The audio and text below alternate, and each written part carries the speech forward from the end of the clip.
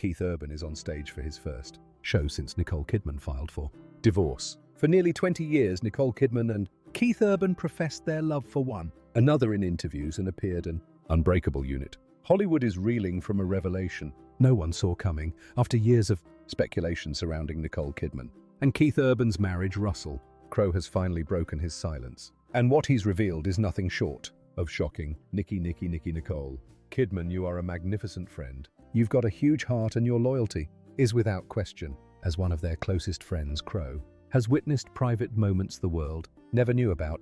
Now his confession is sending shockwaves through the entertainment industry. What secret has he been holding on to all these years? Today we uncover Russell Crowe's stunning truth about Nicole and Keith, the man who was always there in Hollywood's blinding spotlight. Friendships often fade as quickly as they form, temporary alliances built on box office success and red carpet appearances. But long before she became a global icon, Nicole Kidman formed a bond that would endure amid the chaos of fame. One friendship remained her constant, her deep, unshakable connection with Russell Crowe. Their connection wasn't born under the Klieg lights of a movie premiere, but in the gritty, hopeful world of the Australian entertainment industry in the late 1980s. They were two emerging talents, bound by a shared heritage and an unspoken understanding of the ambition and sacrifice required to make a mark. I am a person who is living her life, defined by grief and pain and loss. This foundation, built far from the prying eyes of the world, created a unique pact of loyalty. Through every headline, every whispered rumor, and every public heartbreak, Russell Crowe was the one who remained when the cameras captured her smiling beside Tom Cruise, and later, when they documented the shattering of that union. Crowe was the quiet constant in her corner. He was her safe place in a world that rarely allows for one. This gave his perspective an unparalleled weight, banded things to a complete different degree. I think the day that I really realized that something was massively different. He wasn't some distant acquaintance piecing together tabloid reports. He was a gatekeeper to her world, and he was there on that fateful night in January 2005 at the GDLA Gala. The night everything changed. From across a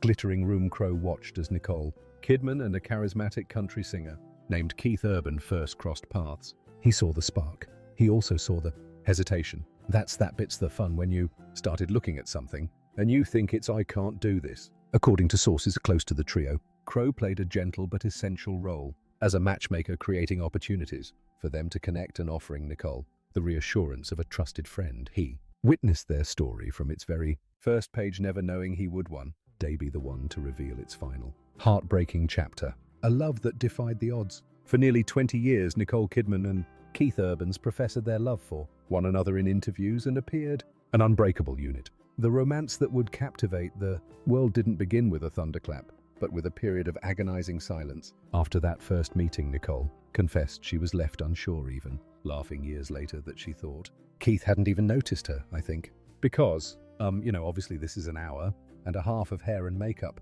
For 4 long months he didn't call, but when he finally found his courage, the romance caught fire with an intensity that felt unstoppable. A ride through Woodstock on Keith's Harley Davidson led to a secluded picnic spot, and that, Nicole would later say, was the moment she was a goner. She was a woman who preferred diving straight into commitment.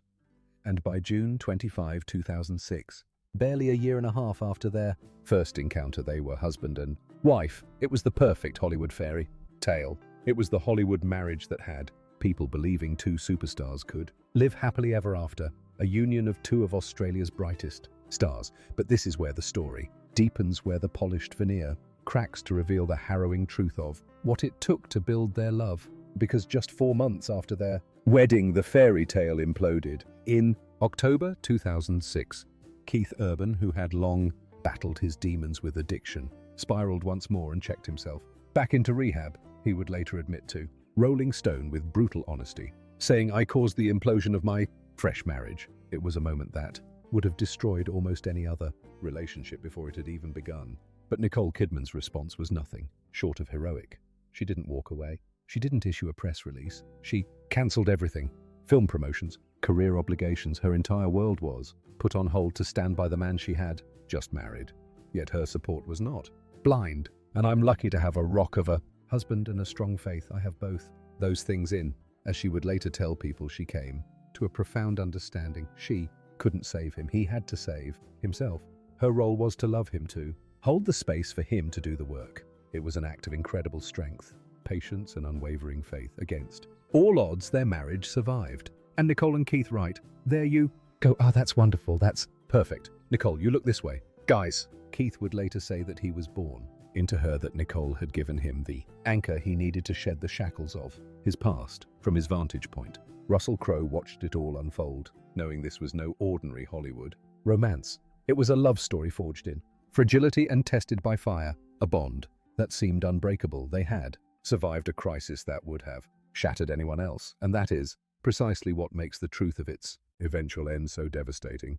The tyranny of distance. After the trial by fire of Keith's recovery, their marriage seemed invincible. They had faced the ultimate demon and won, but as the years unfolded, a more insidious enemy began to creep into their lives, one that couldn't be conquered in a 30-day program. It was the slow, corrosive effect of distance, the engine of Keith. Urban's career was the open road. His demanding tour schedule meant he spent approximately 200 days per year away from home. This wasn't just a number, it was a reality that carved their life in. 2.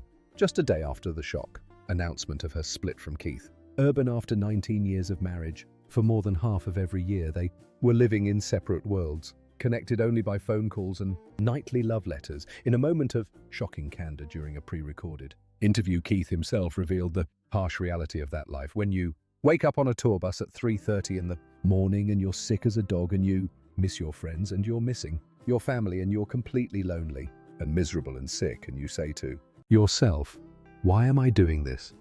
That profound loneliness night after night in a different city creates a void, and voids are dangerous. Sources close to the couple confirmed that the separation took a severe emotional toll.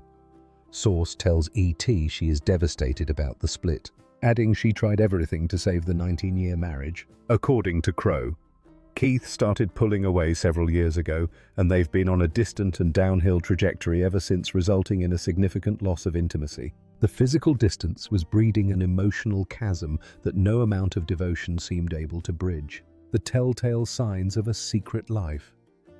It was in this growing chasm that the first deeply unsettling red flags began to appear from Russell Crowe's vantage point. Russell. These weren't just the normal strains of a marriage under pressure. They were classic behavioral shifts that hinted at something more. The first and most obvious sign was the phone. Keith allegedly became intensely protective of it, turning it face down on tables, taking it with him into every room, and becoming sharply defensive if Nicole asked who he was texting. For a couple married for nearly 2 decades, this sudden digital secrecy was a chilling development. Working things out and give us some space. And no, we have jumped to the last chapter of the story. That defensiveness began to bleed into their conversations. When Nicole would ask normal wheelie questions about his day on tour, Keith's answers became vague and clipped. He seemed emotionally unavailable even when he was physically present, his mind elsewhere, as if he was simply going through the motions. But perhaps the most telling sign was the one that played out in public. Around the same time, Nicole's private suspicions were growing. Keith's public declarations of love became more frequent, more emotional, and more grandiose. At the AFI ceremony in April 2024, he delivered a tear-jerking tribute to his wife. "Nicole, my wife Nicole. Mary is here tonight."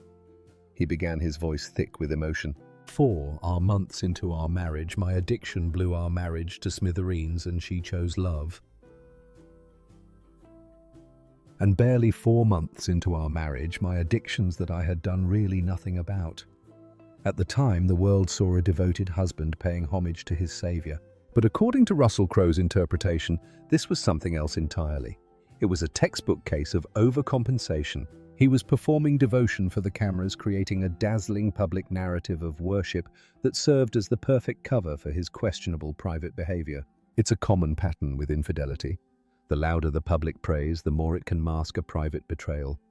And Crowe, watching from the inside, reportedly saw the painful disconnect. A woman's intuition. Nicole Kidman is not a woman who is easily fooled. She is intelligent, perceptive, and fiercely intuitive. The smiles she offered on red carpets masked a growing unease. The public facade was one thing, but behind closed doors she was an investigator in her own life, slowly piecing together a puzzle she didn't want to solve. Her behavior began to shift in subtle yet significant ways. She started monitoring social media accounts connected to Keith's tour, looking for inconsistencies. Crowe noted her growing tendency to make surprise appearances at his concerts, moves that looked supportive to the public but were in reality fact-finding missions. The emotional toll began to manifest in her work. Directors on set with her noted moments of unexpected emotional fragility, particularly during scenes that touched on themes of betrayal or abandonment. It was as if the line between her character's pain and her own had begun to blur, requiring little acting on her part. The deepest pain, however, was shared only in private. Russell Crowe witnessed a moment that confirmed the public smiles were a lie. He saw Nicole backstage after one of Keith's shows in tears, a raw, unguarded display of a heart that was breaking. It was during moments like these that Nicole reportedly turned to her longtime friend, not just to share a vague feeling of loneliness, but to confide specific concerns that had begun to trouble her. There was a fan photo that seemed a little too intimate. "It's a lovely moment of celebration. Kiss my husband too." Well, there he is right there. And a story from someone on Keith's crew that didn't quite match the version Keith had told her. Each incident was a small crack in the foundation of her trust, and together they formed a pattern she could no longer ignore. A confrontation wasn't just likely, it was inevitable. The discovery. The breaking point didn't arrive with a thunderous crash, but in the silent blue glow of a phone screen late one night. For years, Nicole Kidman had lived with a quiet, gnawing intuition, a feeling she had tried to dismiss as the natural anxiety of a wife whose husband lived half his life on the road. But intuition, when ignored, doesn't disappear. It waits. And in a single devastating moment, her worst fears were confirmed. According to Crowe, Nicole discovered a series of concerning messages on Keith's phone. They weren't vague or ambiguous. The exchanges were allegedly with a female backup vocalist from his touring band. As Nicole scrolled through the conversations, a cold reality set in. The messages suggested private meetings arranged during times Keith had claimed to be working late in recording studios. It was a clear, calculated deception. The timing of the discovery was particularly cruel. Nicole was in the midst of an intense filming schedule for a demanding dramatic role, a process that left her emotionally raw and uniquely vulnerable. To be betrayed is one thing. To be betrayed when you are at your most exposed is another. The account purportedly described by Russell Crowe suggests that Nicole confided in him after finding the messages, her voice not just angry but deeply wounded. This wasn't the first time she had harbored suspicions, but it was the first time she held undeniable proof. This was the end of plausible deniability. The breaking point had arrived. The 4-hour confrontation. The confrontation itself reportedly occurred in December 2018, following a holiday party where observers noted Keith had spent much of the evening engrossed in his phone, distant and secretive. Upon returning to the privacy of their home, the carefully constructed facade of their public life finally crumbled. What began as a simple, direct question about his secretive communications escalated into a 4-hour conversation that stretched until dawn. This was not a screaming match. It was a methodical, heartbreaking presentation of the truth. Throughout the exchange, Nicole allegedly presented Keith with the specific evidence she had gathered over months. Not just the damning text messages, but discrepancies in his travel stories and unexplained expenses that now made a chilling kind of sense. She laid out the pattern of betrayal piece by painful piece. By the time the first light of morning broke, Nicole had issued what friends describe as her final warning. It was an ultimatum delivered with the cold, quiet clarity of a woman who had reached her absolute limit. The terms were non-negotiable, complete and total transparency from that moment forward. A significantly reduced touring schedule and an immediate commitment to Koopy's therapy. This was his one and only chance to save their marriage. Keith, faced with the undeniable evidence, allegedly promised to change. He promised everything. The point of no return. For a few fragile months, it seemed as though the promise might hold. The couple appeared to be working through their issues, even renewing their vows in an intimate ceremony that suggested a renewed commitment, according to an insider. To the outside world, the crisis had been averted. The fairy tale was back on track. But this reconciliation proved to be a temporary, heartbreaking illusion. Russell's revelations suggest that by the summer, Keith had returned to his concerning patterns. The promises made in the desperate early hours of that morning were broken. This was the final, unforgivable betrayal. It wasn't just the initial act of infidelity that destroyed the marriage, it was the disrespect of the final warning. It was the realization that the man she had saved, the man for whom she had sacrificed so much, was either unwilling or unable to keep his word to save them. This timeline explains everything that baffled the public.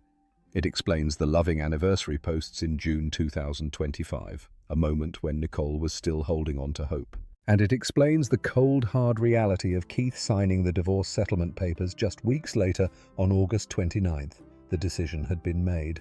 There was no long, drawn-out separation, no public statements about trying to work it out. Once the final warning was broken, Nicole moved forward with swift and silent determination. The trust wasn't just damaged, it had been pulverized beyond any hope of repair. The time for warnings was over. The time for consequences had begun. The evidence in the silence. The end of a 20-year Hollywood marriage is rarely a quiet affair. It's usually a chaotic circus of dueling press statements, cryptic social media posts, and protracted court battles played out on the front pages of tabloids. But the dissolution of Nicole Kidman and Keith Urban's marriage was different. It was clean, efficient, and almost unnervingly silent. And in that silence, the evidence of what truly happened speaks volumes. The court documents filed in Davidson County, Tennessee on September 30th cited the standard sterile phrase, irreconcilable differences. But the details of the settlement agreement signed months before the public even knew there was trouble painted a much clearer picture. This wasn't an amicable mutual uncoupling, this was a reckoning, and the terms were dictated from a position of undeniable moral high ground. The most telling detail was the custody arrangement. Keith Urban, a man who had built his public persona around being a devoted family man, agreed to have custody of his daughters for just 59 days a year. That's a mere 17%. Most fathers would fight relentlessly against such a lopsided arrangement. Keith's quiet acceptance suggests he knew he was in no position to argue. Had he contested, he would have risked a prolonged legal battle where the embarrassing details of his behavior, the text messages, the secret meetings could have been exposed in open court. The silence was the price of his privacy. The financial settlement was just as revealing. Both Nicole and Keith reported high incomes, so neither would be required to pay alimony. But in a highly unusual move, Keith had already prepaid his child support obligations in one lump sum. This wasn't just about financial responsibility, it was about severing ties. A single payment ensured there would be no ongoing monthly contact, no future financial entanglements, and no lingering accountability. It was the legal equivalent of a clean break, executed with the speed and precision of a man who knows he has no leverage to negotiate for anything more. Everything about the proceedings pointed to an infidelity scenario. The betrayed spouse. Nicole dictated the terms. I know the feeling of having to just be in the grind day after day after day. The guilty party. Keith accepted the consequences without resistance to avoid public humiliation. The speed of it all, from a broken promise in the summer to signed legal documents in August, wasn't the sign of a love that had slowly faded. It was the sign of a trust that had been decisively and catastrophically destroyed. Why the protector broke his silence. In the fiercely guarded world of A-list celebrities, there is an ironclad, unspoken rule. You do not discuss the personal lives of your friends. It is the ultimate betrayal of trust. Russell Crowe, a man known for his intense loyalty and disdain for celebrity gossip, had upheld this code for his entire career. So when whispers of his perspective on the Kidman-Urban split began to surface, the entire industry was stunned. Why would he break his silence now? What could possibly motivate a man so private to step into something so sensitive? The answer, according to those close to the situation, is rooted in the same principle he has lived by for decades: loyalty. As news of the divorce began to spread, and this is many of the 37 pages that make up their divorce filing, a subtle but damaging narrative started to take shape. People that are working around the clock in jobs they hate, they have to pay the bills and all the rest of it. Keith was portrayed as the heartbroken, devoted husband whose touring schedule had simply created an unfortunate distance. Nicole, by contrast, was being painted as the cold, distant wife who had walked away. I knew we were onto a good thing when my sister and my husband saw the film and they both came out weeping. Russell Crowe had seen this happen before. He knew how quickly a false media narrative could harden into perceived truth. He allegedly could not stand by and watch his friend, a woman who had given everything to her marriage only to be betrayed, be so misunderstood and misrepresented. His decision to speak wasn't about spreading gossip. It was about protecting a reputation. It was an act of correction, a strategic move to ensure the real story was known. Nicole didn't just walk away, she was pushed away, and only after she had given her husband one final chance to do the right thing. Some Hollywood insiders even suggested that Crowe was acting as a kind of messenger, saying aloud the things Nicole couldn't say herself while bound by the discretion of legal proceedings. It's a tactic as old as fame itself. When the spotlight is too bright, you let a trusted friend whisper the truth for you. Whether it was a personal crusade or a coordinated strategy, the motivation was clear. Russell Crowe broke the celebrity code of silence for one reason: to defend the honor of his friend. A legacy of grace. In the aftermath of the quiet legal storm, two very different pictures emerged. On one side, reports suggested that Keith Urban was taking the split much harder than anyone anticipated. He cancelled a number of appearances and was said to be avoiding the press altogether. People close to him described him as embarrassed and tired of being painted as the bad guy. He had retreated from the spotlight, his silence a stark contrast to the effusive public declarations of love that had once defined his marriage. Whether it was guilt or the pain of public perception, the once unflappable country star appeared diminished. On the other side stood Nicole Kidman. There were no dramatic displays of sorrow, no cryptic social media posts, and certainly no public mudslinging.